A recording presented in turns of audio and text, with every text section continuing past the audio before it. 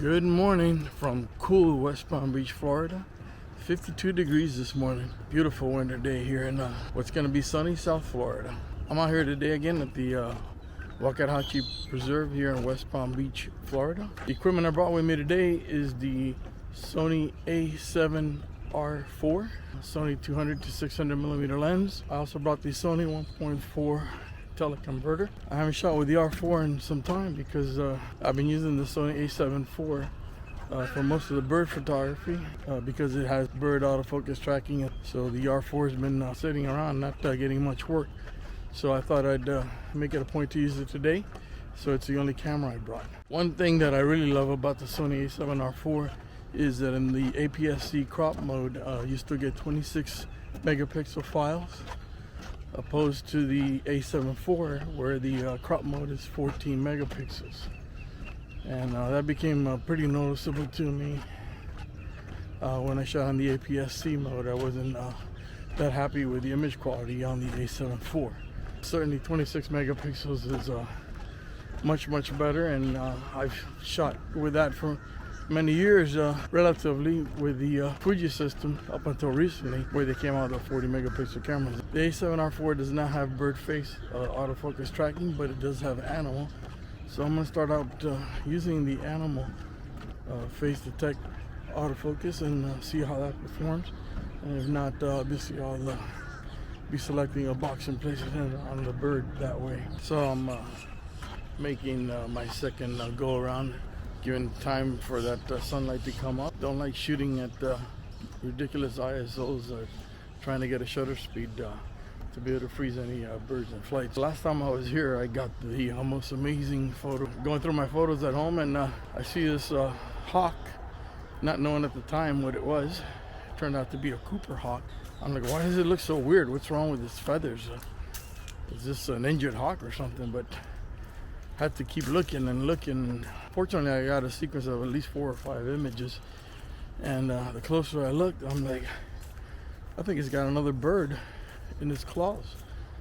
And sure enough, that's exactly what it was. I had no idea that I had gotten that image. Don't even recall shooting it or anything. Don't even recall having seen the Cooper hawk. Obviously, I saw a bird flying. I was able to frame it and got very lucky. It turned out to be a great capture.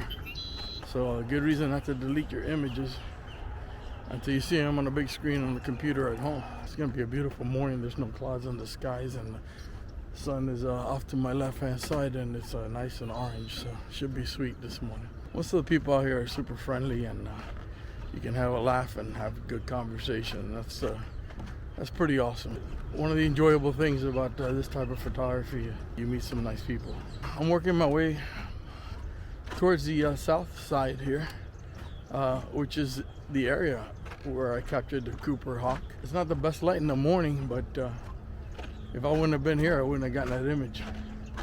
So I may hang out there for a little bit and check it out and see if there's good luck my way again this morning. This sequence of 8 images of the snowy egret diving and fishing into the water is really impressive.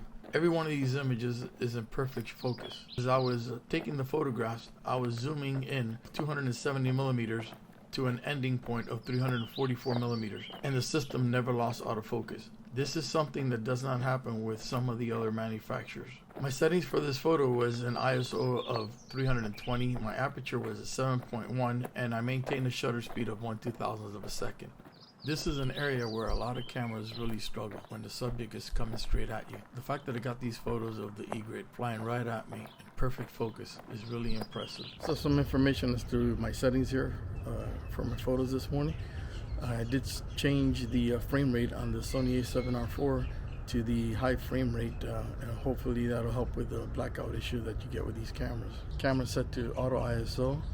I've since gone ahead and changed that back to where I'm selecting the ISO, and I am shooting manual, where I pick the shutter speed and aperture.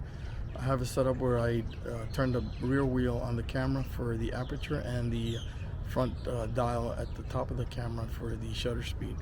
And that works out pretty good for me. Also, what I do is I have the camera set where I am seeing my exposure is through the viewfinder, and that way it helps when I'm selecting shutter speeds and aperture, especially when you're doing it quickly, because you have to change it because of the lighting change. It happens a lot with the flying birds, believe it or not, but if you have it set where you can see your exposure through the viewfinder, it helps out a lot, and I find that I do pretty good moving that shutter speed dial for the image that I'm trying to take. These 4 images of the snowy egret flying directly towards the camera position are very impressive. The fact that the autofocus system performed flawlessly and not being distracted by the reflection on the water just goes to show how well this autofocus system performs. I'm going to go ahead and leave the south side. The sun's pretty harsh right now, and I would be hitting the front of the lens, and wouldn't make for good pictures. Had one more opportunity to get photos of the Hinga trying to fly with some branches in his beak. Really struggling with the viewfinder, being hit with the sun from the side on my face, and between that and I guess the high frame rate that I set the camera to, it was difficult to see. Still getting blackout when taking photos with the Sony A7R IV. So I started the morning out shooting JPEGs. I've gone ahead now and switched to RAW. The light's a bit more contrasty right now, so I want to make sure I give myself every opportunity for success if I need to go ahead and fix the photos in post-processing.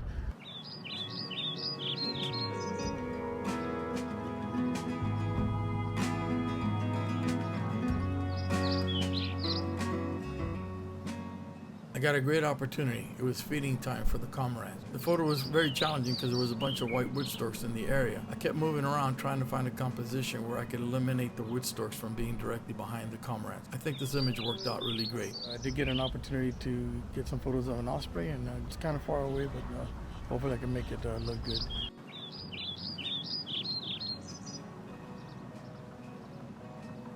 A snowy egret fishing again.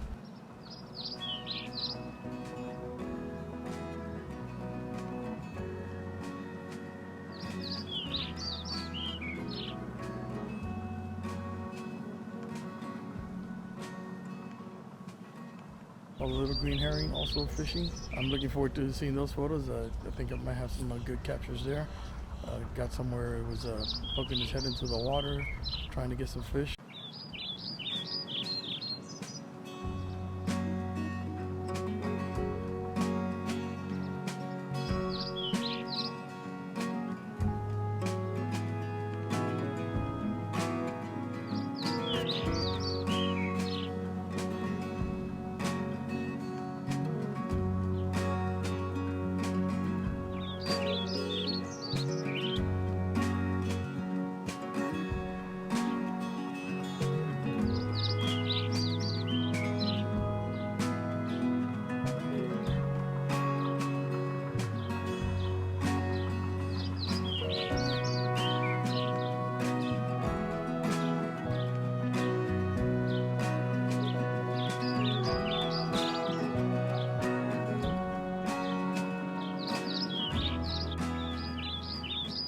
These next 3 images of the little green herring flying across the frame are among my favorite photos from this day. I love the reflection of the water as the snowy egret entered the frame. Very impressive how the reflection of the water of the snowy egret did not interfere with the autofocus performance in any way. I think I had a pretty good time out here today photographing with the Sony A7R IV with the 200 to 600 millimeter lens. I think the system performed very well. Hopefully I'll see those results when I get home. This will wrap up another day photographing out here in the wetlands. I hope you enjoy these photos. Please like and subscribe.